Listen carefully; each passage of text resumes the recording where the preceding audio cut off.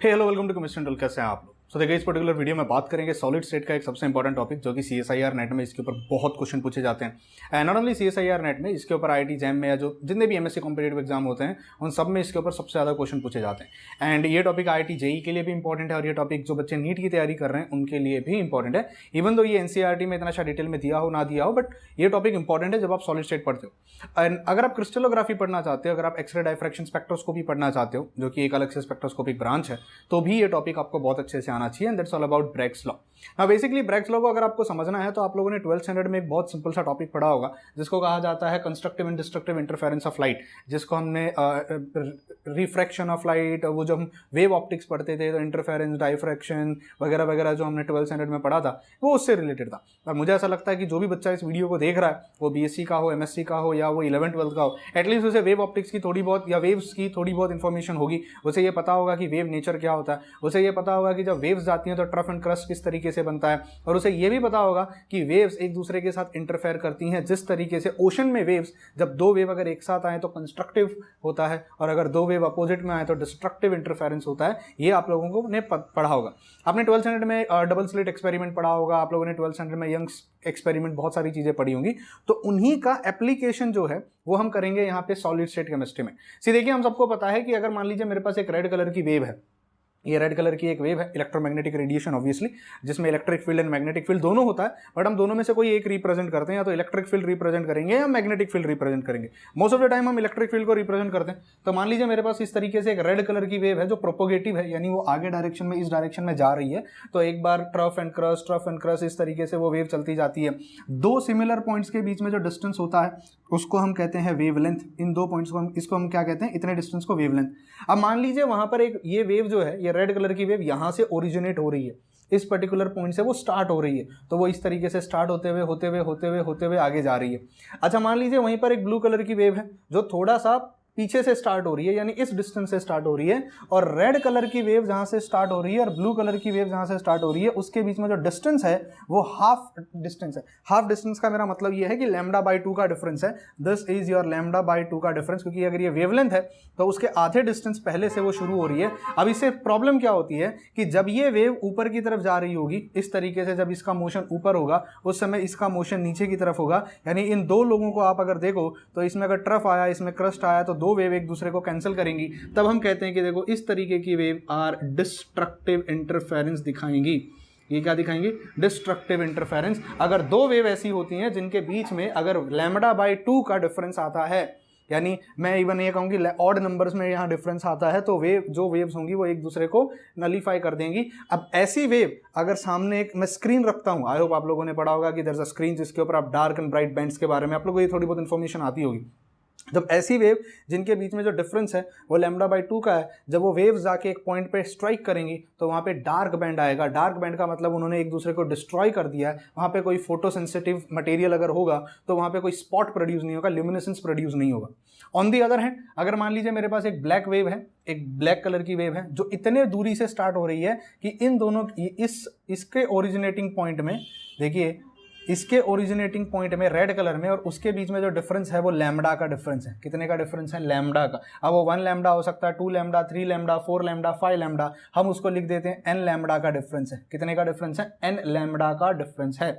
अब अगर वो n लैम्डा का डिफरेंस है तो अगर आप पॉइंट देखो, ये वेव ने स्टार्ट किया, ये वेव ने स्टार्ट किया और ये यहां आ चुकी है, मतलब इस पॉइंट का, इस वेव का मोशन और इस वेव का मोशन एक जैसा है। जब इसमें ऊपर की तरफ पीक आई हुई है तो इसमें भी ऊपर की तरफ पीक आई है। ऐसी वेव जब एक दूसरे के साथ आएंगी तो वो कंस्ट्रक्टिव इंटरफेरेंस दिखाएंगी, और ऐसी वेव जब जाके कहीं एक फोटो सेंसिटिव मटेरियल पे टकराएंगी तो वहां पर ब्राइट बैंड प्रोड्यूस होगा, जिसको हम कहते हैं कि कंस्ट्रक्टिव इंटरफेरेंस हुआ है।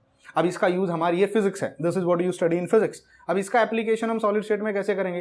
देखिए, आप लोगों ने सॉलिड स्टेट में पढ़ा होगा कि सॉलिड स्टेट के जो मटेरियल्स होते हैं वो पैकिंग्स होती हैं उनके अंदर। आप लोगों ने simple cubic cell, body centred cell, face centred cell के बारे में पढ़ा होगा। आपने देखा होगा कि उसके अंदर जो पार्टिकल्स होते हैं वो सिक्वेंशियली अरेंज होते हैं। क्रिस्टलाइन सॉलिड की खासियत ही यही होती है कि क्रिस्टलाइन सॉलिड में जो मटेरियल होता है वो एक पैटर्न में होता है, एक रिपीटिव पैटर्न होता है, एक ऑर्डरली अरेंजमेंट होता है। तो मान लीजिए इस तरीके से मेरे पास एक सिंपल क्यूबिक सेल है जिसमें पार्टिकल इस तरीके से अरेंज्ड है।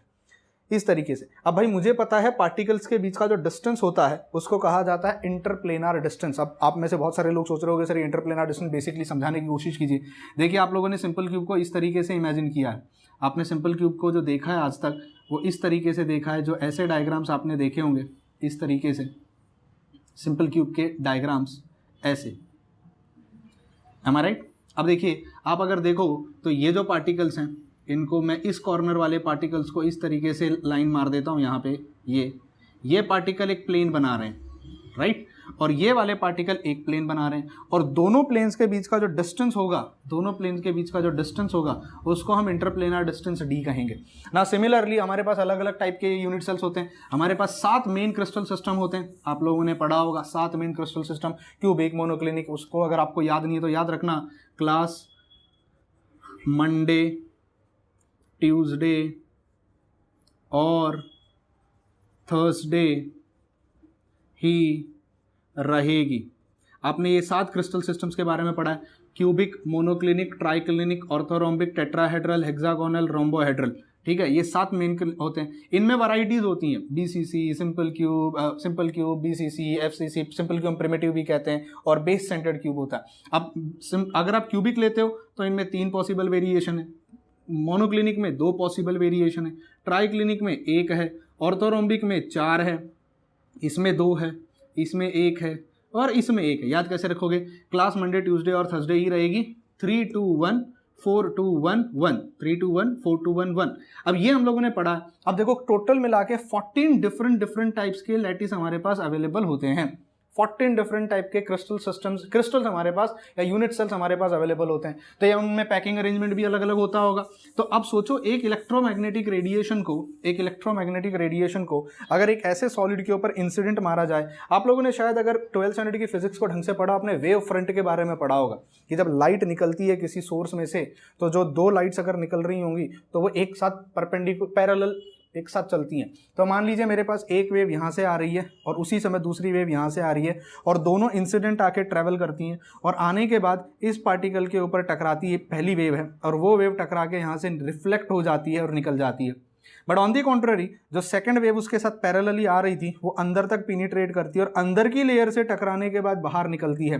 अब आप सोचिए जब ये लेयर बाहर निकल रही है, इस वाली लेयर ने ये एक्स्ट्रा डिस्टेंस ट्रेवल किया है, this is the extra distance. यहाँ से एक परपेंडिकुलर और यहाँ से एक परपेंडिकुलर मार दूं तो ये वेव यहाँ आई और टकरा के निकल गई, पर ये वेव यहाँ से इतना आगे गई और फिर यहाँ से आएगी तब उसके पैरेलल निकलेगी, मतलब इतना वाला डिस्टेंस वो एक्स्ट्रा ट्रेवल करेगी। अब यहीं से हमारी फिजिक्स और केमिस्ट्री की मिलावट होती है। कैसे फिजिक्स और केमिस्ट्री की मिलावट होती है? भाई देखो एक सिंपल सा फंडा है, अगर मैं एक इंसिडेंट रेडिएशन हूँ, आप मेरे बगल में खड़े हो, हम दोनों एक दूसरे को देखते देखते चल रहे थे और मैं टकरा के रिटर्न आ गया, पर आप अंदर जाके घूम के फिर वहां आओगे, मतलब आपने एक्स्ट्रा डिस्टेंस ट्रेवल किया। अब क्वेश्चन ये उठता है जो एक्स्ट्रा डिस्टेंस आप ट्रेवल करोगे वो एक्स्ट्रा डिस्टेंस अगर लैम्बडा के बराबर हुआ, एन लैम्बडा के बराबर, तो मैं और आप एक साथ इन फेज बाहर निकलेंगे। एक चीज याद रखना, जब भी कंस्ट्रक्टिव इंटरफेरेंस होता है तो हम उसे कहते हैं लाइट जो होती हैं वो इन फेज हैं, और जब डिस्ट्रक्टिव इंटरफेरेंस होता है तब याद रखना हम उसको कहते हैं आउट ऑफ फेज हैं। जो लाइट्स हैं वो आउट ऑफ फेज चल रही हैं, वो एक दूसरे के साथ फेज में नहीं है। FACE नहीं है, फेज है, PHASE फेज है, ठीक है, इसको हम फिजिक्स में पढ़ाते हैं। तो अगर मुझे अब ये पता करना है कि मैं पहली लेयर के साथ, एटम्स की पहली लेयर के साथ टकरा के रिफ्लेक्ट हो गया, बाउंस बैक हो गया, आप जो थे वो अंदर तक घुस के अंदर वाली लेयर से टकरा के फिर बाहर आया। अब क्वेश्चन सिर्फ हमको ये कैलकुलेट करना है कि जो डिस्टेंस आपने ट्रेवल किया है, एक्स्ट्रा डिस्टेंस जो आपने ट्रेवल किया है, जो मेरी लाइट यहाँ से आके यहाँ निकली है, अगर इतना डिस्टेंस अगर एन लैम्बडा के बराबर है तो दोनों लाइट जब जाके स्क्रीन पे टकराएंगी, हम सामने एक स्क्रीन रखेंगे जहाँ पे दोनों लाइट जाके टकराएंगी, हमें ब्राइट बैंड या डार्क बैंड या ब्राइट बैंड मिलेगा, कंस्ट्रक्टिव डिस्ट्रक्टिव इंटरफेरेंस मिलेगा। तो हम कहेंगे कि या तो कंस्ट्रक्टिव होगा या तो डिस्ट्रक्टिव होगा। अब यार इस डायग्राम को हम बार बार नहीं बना सकते, we can not draw this diagram. अब यहीं पे सबसे बड़ी चीज़ क्या है, इन 2 एटम्स की लेयर के बीच का जो डिस्टेंस होता है उसको इंटरप्लेनर डिस्टेंस कहते हैं। क्या कहते हैं उसको? Interplanar distance. अब देखो याद रखना, इस इंटरप्लेनर डिस्टेंस का एक फॉर्मूला है। ये जो इंटरप्लेनर डिस्टेंस होता है इसका एक फॉर्मूला है। आपने अगर थोड़ा मिलर इंडाइसेस के बारे में अगर पढ़ा हो, इससे पहले जब आप ब्रैग्स लॉ पढ़ने आते हो आपको मिलर इंडाइसेस आनी चाहिए, तो उसमें एक फॉर्मूला होता है that is h² + k² plus L square divided by A square divided by B square divided by C square, और ये हो जाता है 1/d स्क्वायर, 1/d स्क्वायर। और ये जो डिस्टेंस होता है उसको हम इंटरप्लेनर डिस्टेंस कहते हैं। तो किसी भी यूनिट सेल में, वो सिंपल क्यूब है, बॉडी सेंटर्ड है, फेस सेंटर्ड है, या 7 में से कोई भी 14 टाइप्स की कोई भी लैटिस अगर मेरे पास है, अगर मुझे इंटरप्लेनर डिस्टेंस निकालना है तो उसका फॉर्मूला ये हमारे पास आता है। इस फॉर्मूले को बाय हार्ट कर लेना, ये फॉर्मूला बहुत इंपॉर्टेंट है। आने वाले टाइम में मैं कुछ वीडियोज बनाऊंगा जहाँ पे मैं इसका डेरिवेशन आपको करके दे दूंगा कि ये फॉर्मूला कैसे हमें मिला। और ये फॉर्मूले में एच के एल, इनको हम मिलर इंडाइसेस कहते हैं, they are Miller indices, I hope आपको ये पता होगा। और ए बी सी, इनको हम सेल पैरामीटर्स कहते हैं। तो ये जो आपने ऊपर लिखा है ना एच के एल, इनको हम क्या कहते हैं? इनको हम कहते हैं मिलर इंडाइसेस। और जो आपने ए बी सी लिखा है, इनको हम कहते हैं सेल पैरामीटर्स, सेल पैरामीटर्स। तो मिलर इंडाइसेस और सेल पैरामीटर्स ये बहुत इंपॉर्टेंट होते हैं, ठीक है। तो ये फॉर्मूला अब हमें काम आने वाला। अब देखो, इस फॉर्मूले को भी मॉडिफाई किया जा सकता है। हमें पता है अगर मेरे पास कोई सिंपल क्यूब हो, अगर मेरे पास कोई सिंपल क्यूब हो तो उसका लेंथ, ब्रेथ और हाइट से तीनों सेम होता है। सिंपल क्यूब के लिए A will be equal to B will be equal to C. अब अगर लेंथ, ब्रेथ और हाइट अगर उसका सेम होगा तो ये फॉर्मूला क्या बन जाएगा? 1/d square will be equal to H square plus K square plus L square whole divided by A square. क्योंकि a is equal to B is equal to C, simple cube के लिए a equal to B equal to C होगा, तो a square is equal to B square plus equal to C square. तो अगर भाई numerator denominator में denominator अगर common है तो ऐड किया जा सकता है, तो हमारे पास ये वाला फॉर्मूला बन जाता है। This is the formula that you get. अब इसको भी मॉडिफाई कर सकते हो आप। इसको कैसे मॉडिफाई कर सकते हो? डी स्क्वायर को ऊपर ले लो, तो जो डी का फॉर्मूला निकल के आएगा वो आएगा a divided by under root of H square plus K square plus L square. And ये फॉर्मूला अब हमारे बहुत काम आने वाला है। इसका डेरिवेशन मैं इस वीडियो में नहीं करवा रहा हूँ, वरना वीडियो बहुत लेंथी हो जाएगा, बहुत लंबा हो जाएगा। मैं ये उम्मीद करता हूँ कि आपने ये इसका वीडियो देख लोगे आप। अगर मेरे चैनल पे मिल जाता तो ठीक है, वरना आप कहीं और चैनल पे देख सकते हो। आने वाले टाइम में मैं इसका डेरिवेशन जो है वो आपको डाल दूंगा और मैं बता दूंगा कि ये सारी चीज़ें क्या होती हैं।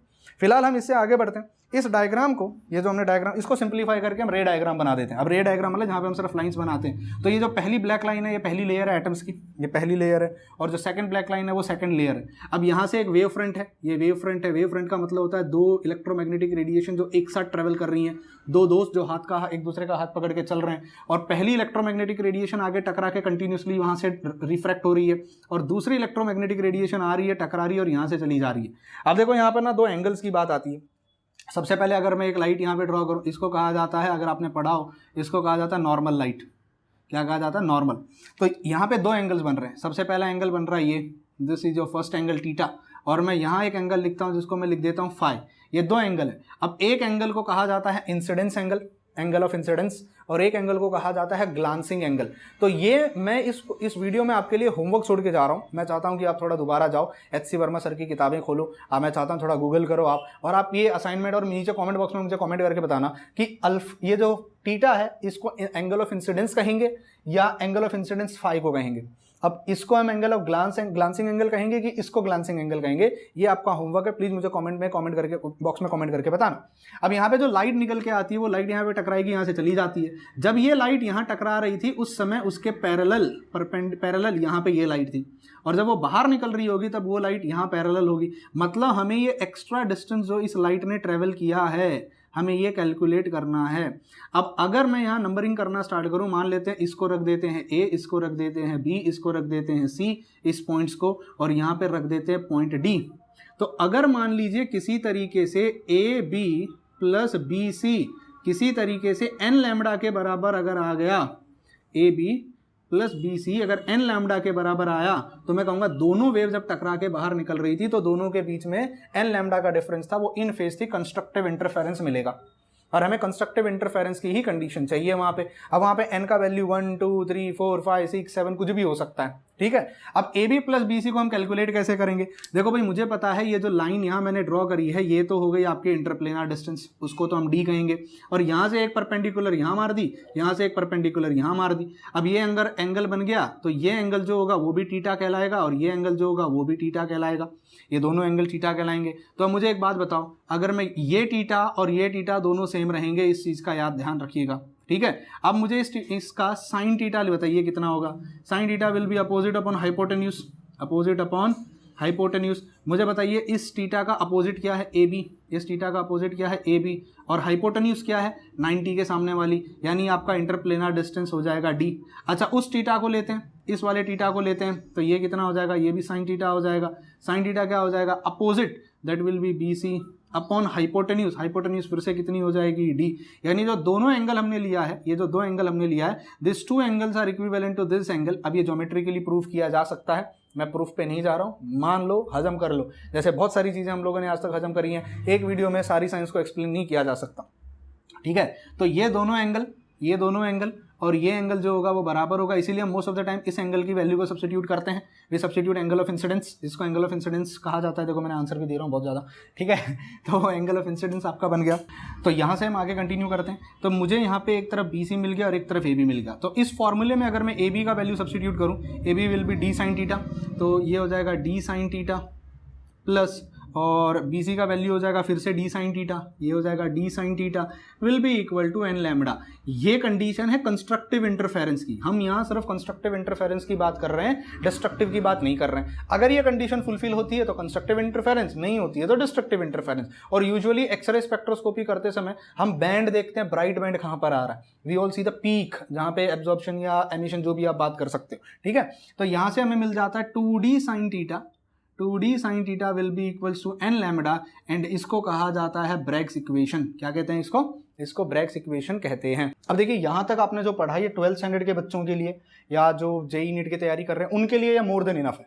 इसके आगे की अब जो राम कहानी मैं बताने वाला हूँ वो बीएससी और एमएससी के बच्चों के लिए इंपॉर्टेंट है, स्पेशली जो आईआईटी जैम या सीएसआईआर नेट या गेट की तैयारी कर रहे हैं। अब देखो, अगर मान लीजिए इसमें मैं डी का फॉर्मूला निकालूं, तो मुझे बताइए डी का फॉर्मूला, या चलो एक काम करते हैं, यहाँ पे साइन थीटा का फॉर्मूला निकालते हैं। What will be sin theta? Sin theta will be equal to n lambda divided by 2 into d. n lambda divided by 2 into d. ये मेरा फॉर्मूला बनेगा। सी देखो, सबसे पहले तो आप एक काम करो, इन सबको लिख लो अगर आप लिखना चाहते हो तो देखिए आपको जो फॉर्मूला मिला वो फॉर्मूला था 2d sin theta. 2d sin theta will be n lambda. ये ब्रैग्स इक्वेशन का फॉर्मूला है, ब्रैग्स लॉ का फॉर्मूला है। अब मुझे यहाँ पता है, मैं अगर साइन थीटा की वैल्यू निकालूं, sign theta will B n lambda divided by 2d, ये फॉर्मूला बनता है। मुझे पता है डी का जो फॉर्मूला होता है for a simple cubic cell, जहाँ a equal to B equal to C होता है, वो फॉर्मूला निकल के आता है a divided by under root of H square plus K square plus L square. अगर सिंपल क्यूबिक सेल नहीं है, ये किसके लिए है, ये क्यूबिक सिस्टम के लिए। कौन से सिस्टम के लिए, क्यूबिक सिस्टम। अगर वो क्यूबिक सिस्टम नहीं है तो फॉर्मूला क्या होगा, 1/d square will be H square upon A square plus L square upon B square plus C square L square, H K, यहाँ के आएगा, यहाँ पे एल स्क्वायर आएगा, ये एच के स्क्वायर एल स्क्वायर अपॉन सी स्क्वायर। ये अब आ जाएगा फॉर अदर सिस्टम्स, मैं इसको लिख नहीं रहा हूँ, ये अदर सिस्टम्स के लिए। चलो सिंपल क्यूबिक सेल के लिए अगर मैं इस फॉर्मूले को यहाँ सब्स्टिट्यूट करता हूँ, तो मुझे बताइए साइन स्क्वायर थीटा का फॉर्मूला, साइन थीटा का फॉर्मूला क्या बनेगा, sine theta will be equal to N lambda divided by 2 को मैं यहीं पे रखता हूँ, डी का वैल्यू सब्स्टिट्यूट कर रहा हूँ, तो भाई बाय डिफॉल्ट डी का वैल्यू आएगा तो ऊपर क्या चला जाएगा, under root of H square plus K square plus L square, और नीचे क्या आ जाएगा, नीचे यहाँ पे सिंस ऊपर ए था तो यहाँ पर नीचे हो जाएगा ए। आई होप आपको लॉजिक समझ में आया। मैंने डायरेक्ट इस वैल्यू को यहाँ सब्स्टिट्यूट किया, इसको यहाँ सब्स्टिट्यूट किया और रीअरेंज कर दिया। अब देखो यहाँ पे एक बड़ा सिंपल सा फॉर्मूला, मैं एक काम करता हूँ दोनों तरफ स्क्वायर ले लेता हूँ, तो sine square theta will be equal to N square lambda square divided by 4। यहाँ पर आ जाएगा H square plus K square plus L square divided by A square. अब देखो मुझे पता है किसी भी सिंपल क्यूबिक यूनिट सेल के लिए ए का वैल्यू फिक्स होता है, बट उसका मिलर इंडाइसेस अलग अलग हो सकता है। मिलर इंडाइसेस डिपेंड करता है आप कौन से प्लेन की बात कर रहे हो, which plane you are speaking about. अब मिलर इंडाइसेस के बारे में, प्लेन्स के बारे में मैं काफ़ी सारे वीडियो आने वाले टाइम में आपको बना के दे दूंगा जो आपको CSIR नेट वगैरह में काम आएंगे। तो मेरा जो फॉर्मूला बनता है वो बन जाता है sine square theta will be equal to, इस पूरे टर्म को और इस टर्म को अगर मैं एक साथ ले लूँ तो मैं उसे के स्क्वायर सब्स्टिट्यूट कर सकता हूँ, या मैं उसे सिर्फ के सब्स्टिट्यूट कर सकता हूँ, आप जैसा भी चाहो। अब के स्क्वायर सब्स्टिट्यूट कर लो क्योंकि सब जगह स्क्वायर है, या आप उसे के सब्स्टिट्यूट कर लो और फॉर्मूला बन जाएगा H square plus K square plus L square. ये हम फॉर्मूला यूज करेंगे। So this formula is going to help you in a lot when you are going to study about X-ray crystallography. See basically फंडा बड़ा simple सा होता है, आपके H का वैल्यू, के का वैल्यू, एल का वैल्यू सिंपल क्यूबिक सिस्टम्स के लिए अलग अलग होता है, बॉडी सेंटर्ड क्यूब के लिए अलग अलग होता है और फेस सेंटर्ड क्यूब के लिए ये वैल्यू अलग अलग होता है। तो आपका अगर n का वैल्यू लैम्डा क्या है, जो आप वेवलेंथ यूज कर रहे हो, ये जो आप इससे पहले हम जो डायग्राम देख रहे थे वहाँ पे जो इंसिडेंट रेडिएशन आ रही थी उसकी वेवलेंथ कितनी है, and most of the time ये जो वेवलेंथ होती है ये एंगस्ट्रॉम में होती है, मोस्ट ऑफ द टाइम ये एंगस्ट्रॉम में होती है। तो आपके डिपेंडिंग अपॉन आपके सिंपल क्यूबिक सेल की वैल्यू क्या है, उसके कितने HKL की वैल्यूज हो सकती हैं, BCC में HKL की वैल्यू क्या क्या हो सकती हैं, FCC में HKL की वैल्यू क्या हो सकती हैं, आपका साइन स्क्वायर थीटा का ये वैल्यूज अलग अलग आ सकता है। अब यहाँ जो गौर करने वाली बात है वो है आपको ये K याद रहना चाहिए। What is K? अगर मैं K को लिखूँ तो K का वैल्यू हो जाता है n square lambda square divided by 4 into a square. ये आपके लिए इंपॉर्टेंट है, बहुत सारे कॉम्पिटेटिव एग्जाम में इसके ऊपर क्वेश्चन पूछते जाते हैं, ठीक है। तो इसको याद रखना, this is really really really important, ये काम आने वाला है। तो this is all about Bragg's law. Bragg law से रिलेटेड इतनी चीजें फिलहाल आपको याद रखने की जरूरत है। इसके बाद अगर मैं आने वाले टाइम में वीडियोस बनाऊंगा जहां पे मैं मिलर इंडाइसेस के बारे में बताऊंगा, ब्रैग्स लॉ की वो कौन सी वैल्यूज हैं जो face centred cell, simple cubic और FCC BCC SCC के लिए आपको याद रखने की जरूरत है, जिसके बेसिस पे आप प्रेडिक्ट कर सकते हो कि अगर आपको HKL की वैल्यू दी जाए या साइन स्क्वायर थीटा की वैल्यू दी जाए। अगर आप एक्सरे क्रिस्टलोग्राफी पढ़ोगे, अगर आप एक्सरे का ग्राफ लेते हो तो आपको इस तरीके की पीक्स दिखाई देती हैं, you see some type of peaks. तो वो 2 थीटा पे या मैं कहूँगा वो एंगल पे बनाई जाती हैं, वो थीटा वैल्यू पे बनाई जाती हैं। अलग अलग थीटा पे आपको कौन सी पीक्स आती हैं। तो एक्सरे क्रिस्टलोग्राफी में जो एक्सरे ग्राफ आता है उसको कैसे इंटरप्रेट किया जाता है, उससे हमें क्या क्या चीज़ें पता चलती हैं, इन सब पे आने वाले टाइम में मैं वीडियोस बनाने वाला हूँ। आपको प्लेलिस्ट में मिल जाएंगी या आप थोड़ा भी सर्च करोगे तो मे भी आने वाले कुछ वीक्स में या मंथ्स में आपको मिल जाएंगे, जिससे कि एक्सरे से रिलेटेड बहुत सारी चीज़ें क्लियर हो जाएंगी। एक्सरे इसलिए भी इंपॉर्टेंट है क्योंकि जो भी बच्चे रिसर्च कर रहे हैं या जो फिलहाल MSc में है वो प्रोजेक्ट्स कर रहे हैं, आप करो एक्सरे क्रिस्टलोग्राफी, कोई भी आप टॉपिक करते हो, कोई भी चीज़ करते हो, कोई भी सॉलिड स्टेट का कंपाउंड अगर आप सिंथेसिस करते हो, बनाते हो लेबोरेटरी में, आप जैसे कार्बन नैनोट्यूब पे काम कर रहे हो या कोई नैनो पार्टिकल पे काम कर रहे हो या कोई सॉलिड सिंथेसिस कर रहे हो, मटेरियल साइंस कर रहे हो, एक्सरे XRD ग्राफ सबसे इंपॉर्टेंट होता है। वो प्रिलिमिनरी है, वही सबसे पहला है। सबसे पहले लोग आपसे ये पूछेंगे XRD निकाला क्या, आपको XRD याद है? NMR IR ये सब तो दूर की बात है, रमन वगैरह तो बहुत रेयर हो जाता है, अपने सैम टैम भी करवाते हैं लोग। ये एनालिसिस के तरीके होते हैं। आपके पास एक सॉलिड मटेरियल है, जैसे फॉर एग्जांपल जब मैं MSc कर रहा था तब मुझे निकल नैनो पार्टिकल दिया गया था। अब मैंने जो निकल नैनो पार्टिकल बनाया है वो प्रूफ कैसे हो कि वो सच में निकल नैनो पार्टिकल है? तो कुछ क्राइटेरियाज होते हैं, कुछ चीज़ें होती हैं। अब अगर निकल है तो निकल एक पर्टिकुलर सिस्टम में बैठा होगा, या तो वो BCC बनाता होगा या वो FCC बनाता होगा। तो हम क्या करते हैं, उसको XRD इस प्रिंसिपल में यूज करते हैं। और अगर वो निकल ने FCC बनाया है तो उसकी HKL की वैल्यू कुछ फिक्स होंगी, अगर वो BCC बनाता है उसकी कुछ वैल्यू फिक्स होंगी, अगर वो सिंपल क्यूबिक सेल बनाता है तो कुछ वैल्यू फिक्स होंगी। तो हम उससे पूरा एनालिसिस करके ये प्रोडिक्ट करते हैं कि सच में क्या वो निकल है ही क्या। और ऐसे हमने क्या किया, हर एक मटेरियल का इस तरीके से एनालिसिस करके एक लाइब्रेरी बना रखी है जिसमें वो सारा डाटा फीड कर रखा है। तो आप जब MSc के स्टूडेंट जब आप रिसर्च करने बैठते हो लेबोरेटरी में, आपको वो लेना होता है, XRD ग्राफ निकालना होता है और उसको मैच करना होता है कि लाइब्रेरी में किसके साथ मैच कर रहा है। तो आप प्रेडिक्ट कर सकते हो, देखो भैया ये मेरा नैनो पार्टिकल है या नहीं है। तो this is what is the application of this. तो 12th स्टैंडर्ड तक हम ब्रैग्स लॉ यहीं तक पढ़ते हैं, ये ब्रैग्स लॉ खत्म हो जाता है। MSc में ब्रैग्स लॉ हम यहाँ तक पढ़ते हैं, ये खत्म हो जाता है। बट जब आप थोड़ा एडवांस लेवल पे और जाते हो तो ब्रैग्स लॉ आपने जो पढ़ा इसका एप्लीकेशन आ जाता है XRD क्रिस्टलोग्राफी या जो भी आप स्टडी करते हो उसमें।